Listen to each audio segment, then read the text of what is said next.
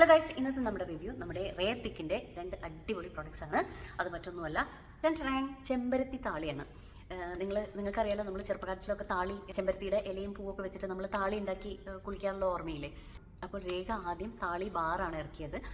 അത് നല്ല പ്രോഡക്റ്റാണ്, ഞാൻ യൂസ് ചെയ്ത് റിവ്യൂ ഒക്കെ ഇട്ടിരുന്നു. പക്ഷേ അതിൻ്റെ ഒരു കുഴപ്പം എന്താണെന്ന് വെച്ച് കഴിഞ്ഞാൽ അതിൻ്റെ ആ ഒരു എന്താ പറയുക, സോപ്പ് കണ്ടൻറ്റ് അല്ലെങ്കിൽ ആ ഒരു പത വരുന്നത് കുറവാണ്. അപ്പോൾ നമ്മൾ നല്ല എണ്ണ തേച്ചിട്ട് നമ്മൾ അത് തേക്കുമ്പോൾ ഒരു വാഷിൽ കംപ്ലീറ്റ്ലി എണ്ണ പോവാത്തൊരു ഇതാണ്. അപ്പോൾ നമ്മൾ 2 വട്ടമൊക്കെ വാഷ് ചെയ്യണം. അപ്പോൾ അത് ഇച്ചിരി എന്താ പറയുക, ഒരു എന്താ പറയുക, ടൈം കൺസ്യൂമിങ് പ്രോസസ്സ് ആയപ്പോൾ ഞാനാണ് ആളോട് സജസ്റ്റ് ചെയ്തത് ഈ താളി നമുക്ക് ലിക്വിഡായിട്ട് തന്നെ കിട്ടാൻ പറ്റുമെന്ന്.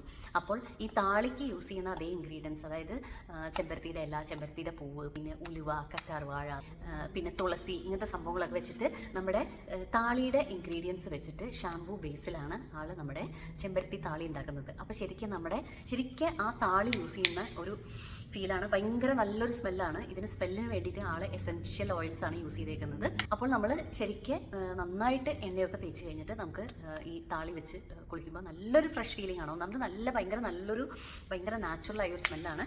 ഇപ്പം ഞാനിപ്പോൾ എൻ്റെ മുടി ഇന്ന് രാവിലെ ഇത് വെച്ചിട്ട് വാഷ് ചെയ്തതാണ്. ഇത് കണ്ടോ, തീരെ എണ്ണമയം ഒന്നുമില്ല, എന്നാൽ ഒരുപാട് ഡ്രൈ ആയിട്ടില്ല. പക്ഷേ ഞാൻ നന്നായിട്ട് ഓയിൽ ചെയ്ത ഹെയറിലാണ് ഞാനിത് അപ്ലൈ ചെയ്തേക്കുന്നത്.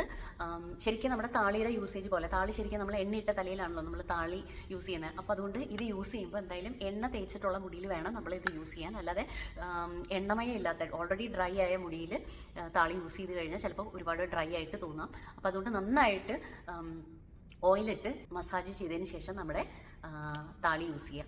അടുത്തത് നമ്മുടെ റെയർ തിക്കിൻ്റെ തന്നെ നാച്ചുറൽ ഹെയർ കണ്ടീഷണറാണ്.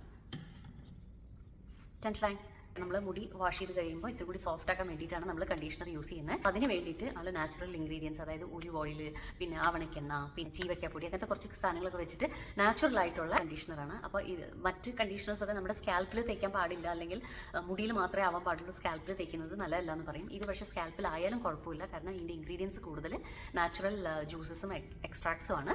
ഇതിനും ഭയങ്കര രസമുള്ള, ഭയങ്കര സുഖമുള്ള ഒരു മണമാണ്. ശരിക്കും നമുക്ക് ഒരു നാച്ചുറലായ ഒരു സംഭവം വെച്ചിട്ടാണ് നമ്മൾ ഹെയർ വാഷ് ചെയ്യുന്നതെന്ന് മനസ്സിലാവും. ഇത് രണ്ടും പാരബൻ ആൻഡ് സൾഫേറ്റ് ഫ്രീ ആണ്. അപ്പോൾ അതുകൊണ്ട് സേഫായിട്ട് കുട്ടികൾക്കും നമുക്കിത് യൂസ് ചെയ്യാൻ പറ്റും.